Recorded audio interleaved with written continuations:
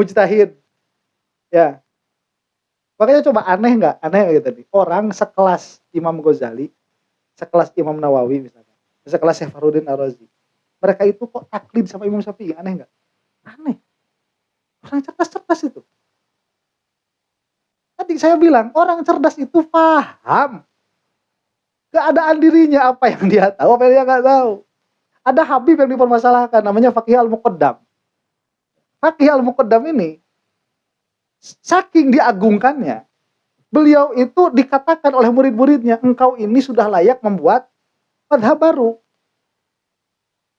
Udah tinggalkan saja madhab-madhab itu, engkau ini sudah layak menjadi mujtahid.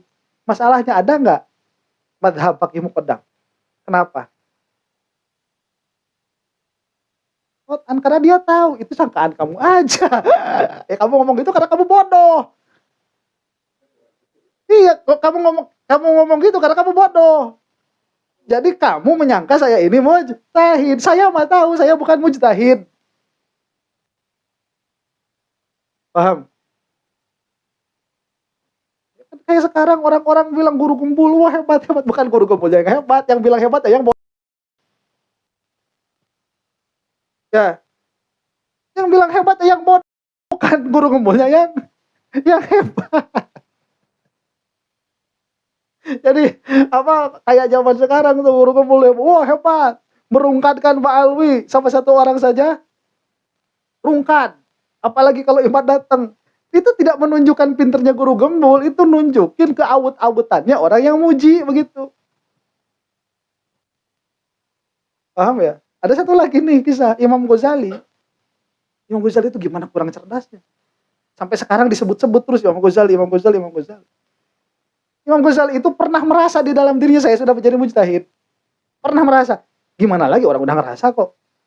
Ya. Saya mau jadi, ini wali nih. Tatkala dia itu tidur mimpi bertemu dengan Rasulullah. Kata Rasulullah, Ghazali, kamu nggak usah bikin mata baru. Udah kamu pegang ini benderanya Imam Syafi'i. Dipeganglah benderanya Imam Syafi'i. Makanya kan nanti turunan-turunan kitab semuanya itu dari kitabnya Al-Imam Al-Ghazali. Dari apa itu? Al-Basit, Al-Wasit, ya, Al-Wajiz. Itu semuanya dari situ, nanti ke bawah Safinah itu nanti dari sana juga asalnya. Lah itu gimana? Berarti sama Imam Ghazali pun tidak sampai derajat mujtahid, cuman beliau pernah tertipu. Beliau itu pernah merasa begitu loh. Padahal belum, makanya diingetin sama Rasulullah tuh bedanya wali mah begitu. Tatkala dia merasa, orang lain apalagi atau orang lain yang di bawahnya pastilah merasa Imam Ghazali ini sudah pantas menjadi mujtahid. Kalaupun Imam Ghazali tertipu, kemudian beliau itu jadi apa? Jadi mujtahid. Ya orang-orang bakal ketipu pasti. Ini bakal jadi madhab Ghazaliyah. Tapi tatkala Imam Ghazali itu merasa beliau itu bisa menjadi mujtahid, dan itu dalam kenyataannya tidak seperti itu. Diingatkan oleh Rasulullah di dalam mimpi. Jadi nggak ada madhab fikih, madhab Ghazaliyah. Nggak ada. Tapi kamu baca, coba coraknya Imam Syafi'i. Imam siapa? Imam Ghazali di dalam kitab-kitab fikihnya itu kadang-kadang begini Imam Ghazali itu. Saya ini sebenarnya pengennya bab air ikut Imam Malik. Coba ada tuh. Curhat sedikit. Saya ini udah mau jadi mujtahid sama Rasul nggak boleh. Ya, saya ini mau jadi mujtahid sama Rasul nggak boleh. Padahal kalau boleh ini saya udah mau menghapuskan pendapatnya Imam Syafi'i. Cuman ya nggak bisa. Saya mau baca kitab apa? Imam Ghazali. Khusyuk. Ya, Syafi'iyah yang lain gak ada yang masukin khusyuk. Imam Ghazali masukin khusyuk. Itu kalau nggak ada teguran dari Rasulullah, itu udah bikin madhab baru itu Imam Syafi'i, Imam Ghazali itu. Cuma ditegur karena wakinya belum, Imam Ghazali ini belum. Kamu itu belum sampai derajat Imam Syafi'i. Cuman Imam Syafi'inya nggak ada, nggak bisa diajak debat. Imam Ghazali merasa saya ini sudah sampailah minimal kalau nggak lebih.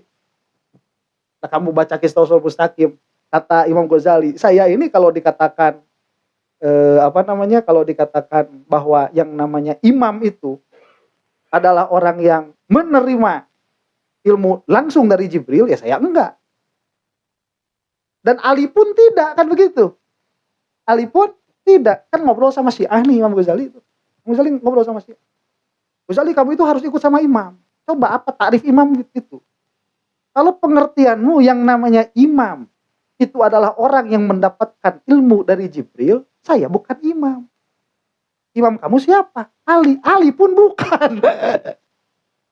Ali pun bukan. Lah dia pun tidak menerima ilmu dari Jibril.